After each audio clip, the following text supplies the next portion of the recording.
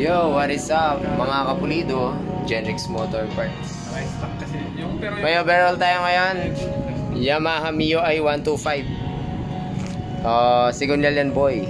So intro muna, then check natin ang nangyari. Sorry, it's DJ.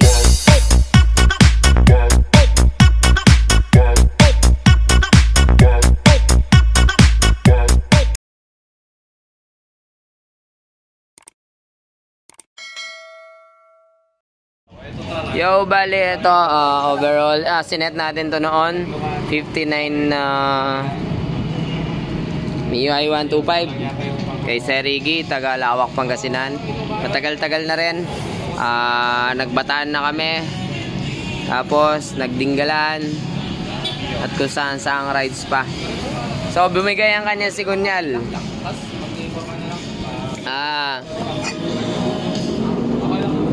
Hindi connecting rod eh. Hindi rin side bearing. So Sigunyal mismo mga kapulido. So ito na yung brand new niyan Sigunyal. Tapos binalance na namin para sa 59. Paras lang mapan. Ay usap na din eh. Yan para ma-consider yung balance ng 59 na block.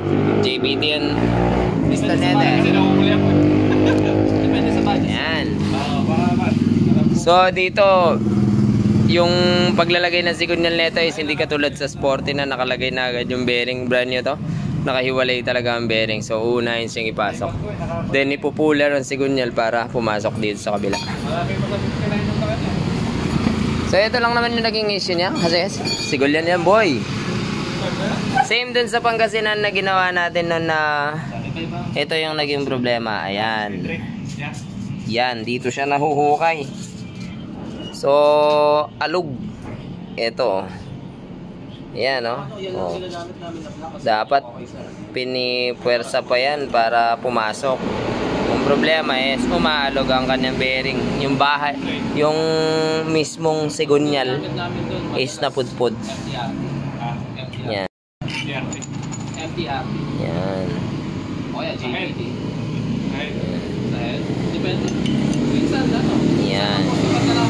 So i-boboyin lang natin to, then i-refresh lang yung set niya noon. So hindi po dahilan nito is yung pagkakaset, no? Ang dahilan po nito is nangalawang itong loob. Ganyan din yung sa Sporty yun eh. Nakakapagtaka lang, bakit mga ngalawang yan eh nakababad ng langis. Yun yung malaki nakakapagtaka. Kasi pagbukas namin to kahapon, may kalawang siya dito. So ayan. So kahit stock po ito, kahit stock siya, hindi siya nakargaan, ganyan pa rin. So marami ng case na ganito na sa Mio. Kahit sa Sporty, lagi ito. Na nagkalat na yung mga Sigunyal ko dito na ito'y sira. Kasi Sigunyal boy. Let's go. Pahawak. Total chill ka lang.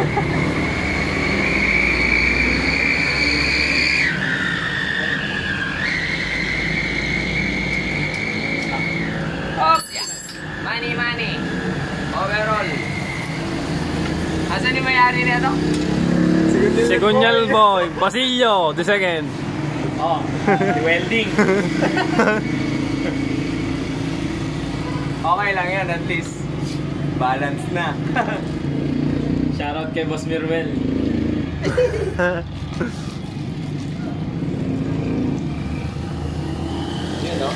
Yun o. Bagong bitak, bagong sibak. Ito may side bearing para makadali ka din. Ay, gewang yung Sigunyal. Sigunyal yan boy. Brand new gewang. Yo. So itatayo na lang to. Di ba ito magagamit pa kayong kabila ito?